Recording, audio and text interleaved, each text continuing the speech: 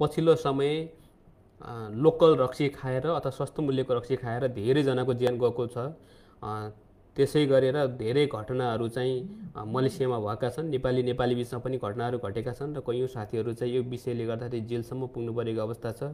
दाजुभाइहरू, तपाईँहरू चाहिँ मलेसियामा बसेर देशको सपना पूर्ण गर्नको निमित्त यहाँ चाहिँ मलेसियामा बसेर योगदान गर्दै हुनुहुन्छ। तपाईँले नेपालमा पठाउनु भएको रेमिटान्सलाई पक्कै पनि नेपाल सरकारले कदर गरेको छ र सम्मान गरेको छ। त यसर्थ तपाईँले आफ्नो अमूल्य ज्यानलाई पनि, आफ्नो अमूल्य स्वास्थ्यलाई पनि ध्यान दिएर तपाईँ स्वस्थ रहनुहोला र तपाईँले चाहिँ यहाँको मदिरा सेवन चाहिँ सकेसम्म नगरिदिनु होला भन्ने कुरा चाहिँ म यहाँलाई आग्रह गर्छु। र भोलिको चाड यहाँहरूको लागि सुख होस्, शुभ रहोस्, राम्रोसँग मनाउनु होला।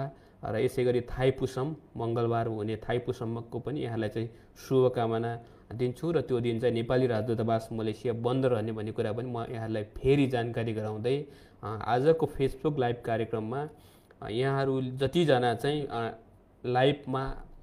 लाइभमा मलाई हेर्दै हुनुहुन्छ र पछि पनि कसैले हेर्दै हुनुहोला, पछि सेयर गरिसकेपछि पनि यो भिडियोहरू हेर्नुहोला। यहाँहरू सबैलाई भोलिको माघी पर्वको शुभकामना भन्दै आजको यो कार्यक्रम यहीँ टुङ्ग्याउँछौँ। अर्को हप्ता शुक्रबारका दिन हाम्रो अर्को सहकर्मी मित्र चाहिँ फेसबुक लाइभ कार्यक्रम र तत्कालीन सवालहरू ल्याएर आउनु हुने नै छ। आजको कार्यक्रमबाट म प्रेम बहादुर बुढाथापा, द्वितीय सचिव, यहाँहरूबाट बिदा चाहन्छु। हस्त, नमस्ते।